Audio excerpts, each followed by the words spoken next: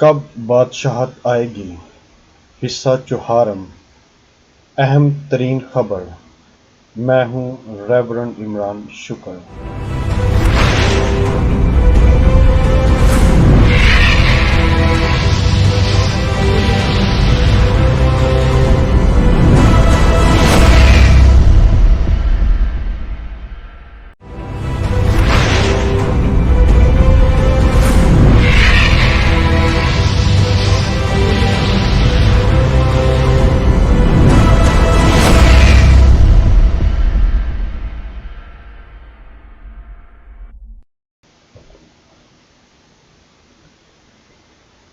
کب بادشاہت آئے گی؟ حصہ چوہارم، اہم ترین خبر۔ میں ہوں ریورنڈ عمران شکر۔ اگر یسوع مسیح کا وعدہ نجات کہانی کا مرکزی نقطہ عروج تھا، جس کو یوخرسٹ کا مقرر کرنا کہتے ہیں، یقیناً مقرر کردہ کے الفاظ کچھ عجیب سے لگتے ہیں، مگر مسیحی ہزاروں سال کے دوران اس کے عادی ہو گئے۔ یسوع مسیح کیے ہوئے بادشاہ نے اپنے آپ کو روٹی اور مے کے توڑنے اور پینے سے شناخت کروائی، پھر روٹی لی اور شکر کر کے توڑی اور یہ کہہ کر انہیں دی کہ یہ میرا بدن ہے جو تمہارے واسطے دیا جاتا ہے، میری یادگاری کے واسطے یہی کیا کرو۔ اور اسی طرح کھانے کے بعد یہ کہہ کر پیالہ بھی دیا کہ یہ پیالہ میرے اس خون میں نیا عہد ہے جو تمہارے واسطے بہایا جاتا ہے۔ مقدس لوکا کی انجیل، اس کا 22 باب، اس کی 19ویں آیت سے 20ویں آیت تک۔ پھر مقدس لوکا اور پولس رسول واضح طور پر بیان کرتے ہیں کہ یسوع مسیح نے اپنے حکم کے مطابق ہمیں بار بار یہ کرنے کو کہا، میری یادگاری کے واسطے یہی کیا کرو۔ حکم کے مطابق یہ حوالہ یوخرسٹ کو مقرر کرتا ہے، اس کے بغیر کچھ اور مقرر نہیں کیا گیا۔ آخری کھانا یسوع کی موت سے پہلے صرف ایک کہانی ہے، مگر یسوع نے اپنے شاگردوں کو حکم دیا کہ وہ بار بار اس کو میری یادگاری کے طور پر کیا کریں۔ جب وہ یہاں اس دنیا سے آسمان پر چلا جائے گا، تب آخری کھانے کی کہانی کا حوالہ کلیسیا کے لیے بنیادی مرکز بن جائے گا، جس کا ذکر ہم رسولوں کے اعمال میں بھی سنتے ہیں۔ اور وہ رسولوں کی تعلیم اور اختلاط میں اور روٹی کے توڑنے اور دعا کرنے میں قائم رہے۔ رسولوں کے اعمال، اس کا 2 باب، اس کی 42ویں آیت۔ اور ایک دل ہو کر ہر روز ہیکل میں جمع ہوا کرتے تھے اور گھر گھر روٹی توڑا کرتے تھے اور خوشی اور دل کی صفائی سے کھانا کھایا کرتے تھے۔ رسولوں کے اعمال، اس کا 2 باب، اس کی 46ویں آیت۔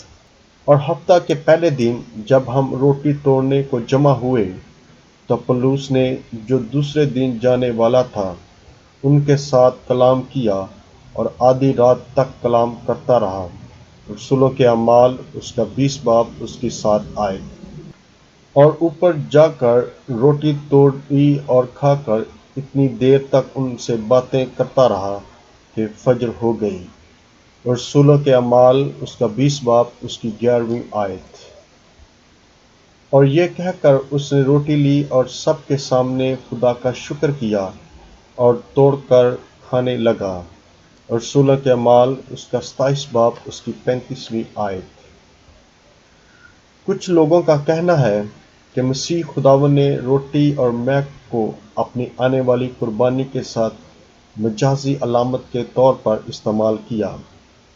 اگر یہ سارا معاملہ ہے تو پھر یہ بے فائدہ ہے۔ اگر یہ مجازی غلط ہے تو پھر اس کی موت کے بارے میں وضاحت کی ضرورت نہیں ہے۔ یسوع کے الفاظ یا تعلیم کی وضاحت سے نہیں، بلکہ تقریر کا ایک بیانیہ ہے جس کا یہ اظہار کرتا ہے۔ مثال کے طور پر، روشنی ہو یا خدا کا کوئی بھی عہد، مسیح کی تقریر اس کے سانیہ موت سے پہلے ہوئی اور پھر یہ سانیہ پایا تکمیل کو پہنچا۔ آخری کھانے میں آخر کیا اہم ہے جو بعد میں ایماؤس کی شارع عام کی کہانی میں واضح ہوا، اور مسیح نے ان کی سست اعتقادی کو دور کیا، اور جب اس نے شکر کر کے روٹی توڑی اور جب انہیں دینے لگا تو وہ ان کی نظروں سے غائب ہو گیا۔ اس پر ان کی آنکھیں کھل گئیں اور انہوں نے اسے پہچان لیا اور ان کی نظر سے غائب ہو گیا۔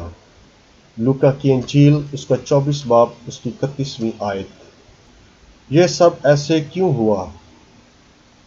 کیونکہ مقدس لوکا کی انجیل کے مطابق مسیح کے ظہور کی شناخت اب روٹی کی صورت میں ہے، اور وہ اپنے شاگردوں کو بتاتا ہے کہ مسیحی بادشاہت کی پہچان اب روٹی توڑنے میں ہے۔ اس کے بعد مقدس لوکا آخری کھانے کو مزید دستوریائی انداز میں بیان کرتے ہوئے اپنے آپ کو بھی اس میں شامل کرتا ہے، جب وہ ہفتہ کے پہلے دن روٹی توڑنے کے لیے جمع ہوئے۔ تب انہوں نے سب کچھ بیان کیا کہ راہ میں کیا کیا ہوا اور کیوں کر انہوں نے اسے روٹی توڑنے کے وقت پہچانا۔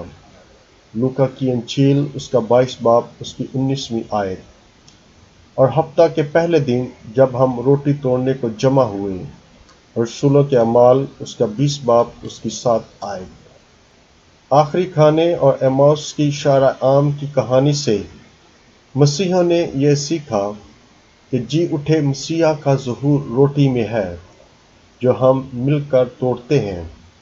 جہاں یوخرسٹ ہے وہاں بادشاہ ہے، اور جہاں بادشاہ ہے وہاں بادشاہت ہے، اور یہ ایک اہم ترین خبر ہے جو ہم دوسروں کو سناتے ہیں۔ Thanks for watching. Have an eternal home. God bless you all.